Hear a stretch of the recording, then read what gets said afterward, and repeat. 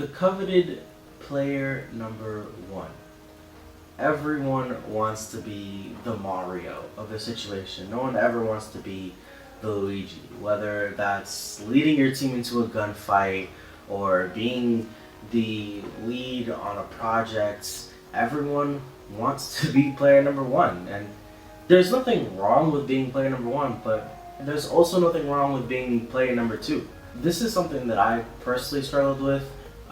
And I feel like a lot of other people do, or at least I tell myself that so it can make me feel better.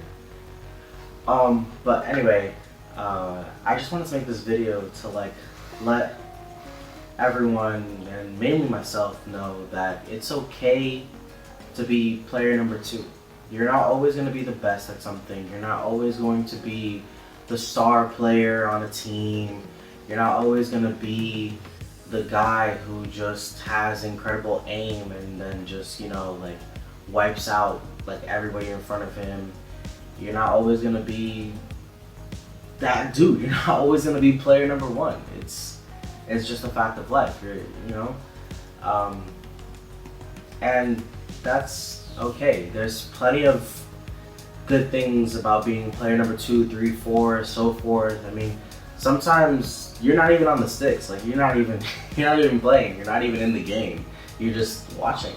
And all of these situations are okay. But there's one big caveat to all of this. It's okay to be player number 2, but do not ever sell yourself short. Don't ever say that or think that you're not capable of something that you are. And I know this is much easier said than done, but just continuously pounding on your self-esteem to just keep dropping it lower and lower by telling yourself that you can't do things or that you more realistically won't do things, you're never gonna get better. You're never gonna get out of the rut that you're in. You're never going to improve because you're not putting yourself out there. You're not, trying to improve yourself. You're telling yourself that you can't do things. And that's the only time when it's unacceptable to be player number 2, 3, 4, in the stands, at home, streaming, whatever. The point is, the only time that it's not okay to be player number 2 is when you know damn well that you can be player number 1. Or maybe you don't know it, but it's in there. And that's kind of what I wanted to tackle in today's video, I guess. Self-esteem, I guess, is the theme of today's video. Please stop selling yourself short. I know you're doing it. So, if I'm not talking to you, I'm talking to myself. There is something that you're doing that you're selling yourself short and saying, I can't do better than this, or whatever the excuse is. I know there's tons of things that I do that I sell myself short in, but I'm gonna start working on not doing that, and I want to invite whoever's watching this to do it as well. Stop selling yourself short. It's okay to be player number 2.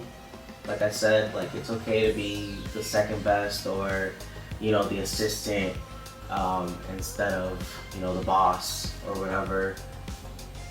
But not if you can do it. Not if you know that you can be the best damn player number 1. If you know that you can be a better player 1 than some other player 1 out there, then go do it. Yeah, I know, easier said than done. But,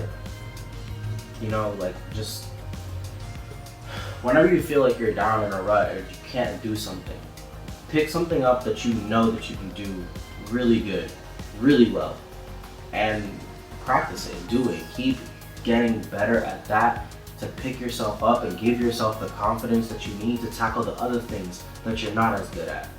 Because if you keep going into something with low confidence and low self-esteem and you keep failing at it, you're eventually just going to give up. So give yourself the confidence that you need if you don't have an abundance of confidence naturally, and rock with it. Do whatever it is. If you're good at drawing, draw some shit out. Whenever you feel like you can't do something, draw something really good like you normally do, and then after that, do something that you're not as good at.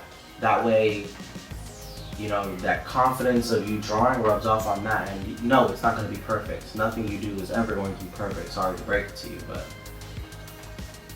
as long as you can have the confidence to keep trying things and keep trying to get better at things, nothing's going to stop you from being the player one in the thing that you want to be player one. So yeah, it's okay to be player number two, but not if you're selling yourself short. That's yeah. Alright, well, I'll catch you guys in the next one. Peace.